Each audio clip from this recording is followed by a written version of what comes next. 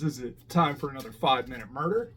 I am going to grab one of these cards here. He fell out of the deck, so I guess we'll use old Henry Lee Lucas today. We've talked about him a ton on True Crime Trivia. If you haven't checked that out, make sure that you go to Clubhouse and go to True Crime Talks and check us out. We're on Tuesdays at 5 p.m. Eastern Time. Come and check us out, play a little bit of trivia with us.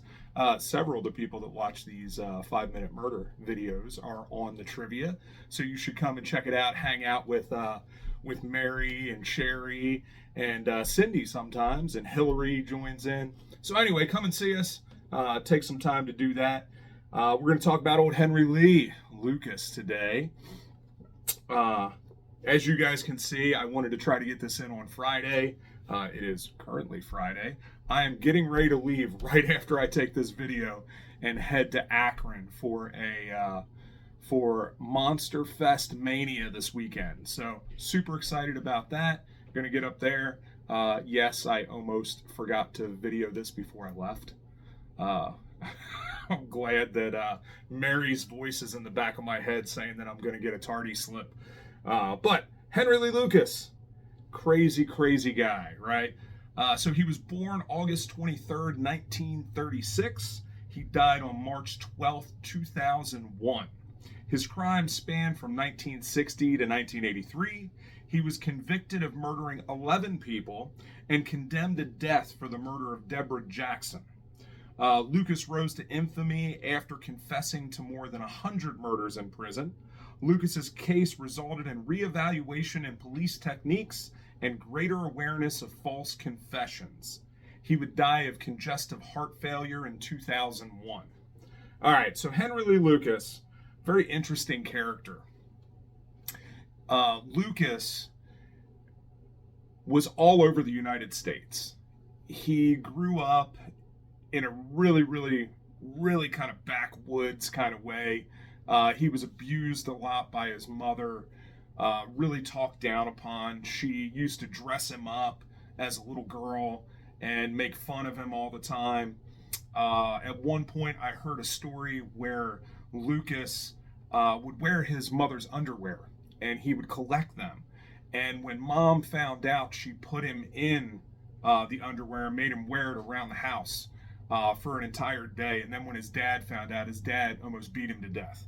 Right? He was constantly facing abuse as a child and grew up in a really bad way. Lucas is pretty famous for a quote that he had, and I don't know it exactly, but he talks about how if there was any other child that had grown up as badly as he did, they would have the same problems, right? So Lucas, early on, they lived on a farm, and he regularly learned how to have sex with a bunch of the animals. So, Henry Lee Lucas was into bestiality. Much later on in prison, he spends a lot of his life in prison. He's in and out of jail. During one of those times, he meets Ottis Toole, right? This ends up being his counterpart, his lover, his best friend, and they go around the country killing people. Now, eventually Lucas gets caught. He goes to jail for murder, and he gets there and he starts confessing. And he starts confessing to hundreds of crimes. And, a lot of these crimes were disproven. There is a Netflix documentary called The Confession Killer. Great documentary, talks about Lucas, talks a little bit about Ottis Toole.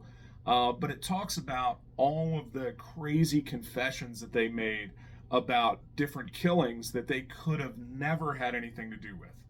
Now, there are a lot of them that are still unsolved, that nobody knows who did it, and they confess to it, and then later may have recanted because they recanted a lot of their confessions. But it really changed the landscape of police investigating. Because what they would do is, when Lucas would confess to a crime, they would then go and take him out to the location, and he would lead them through the woods, lead them to these different buildings where he said that he buried these bodies, and some of them were accurate, that he it seems like he actually did do them. But then other ones were completely inaccurate. He was literally just using it to get out of jail and to go out there and to, be a part of the real world for a little while, because they would take him out. They would take him out there. They'd buy him ice cream. They'd buy him cigarettes. And for him, being a prisoner most of his life, that was like freedom. So after the Henry Lee Lucas stuff, they stopped doing that altogether. They changed their policies. They very, very rarely take people out of the prison to go and investigate crimes anymore. Very seldom do you ever hear that happening, but it's because of Lucas. It's because he confessed to so many murders and got out of prison and got to have that freedom for a little while. But it is a fascinating story about how he manipulated and learned to manipulate people and to figure out how he could manipulate the system in his own favor. And so, of course, Henry Lee Lucas dies in 2001 of congestive heart failure, but he left a wake of unsurety in his life, right? We don't know how many people he actually killed.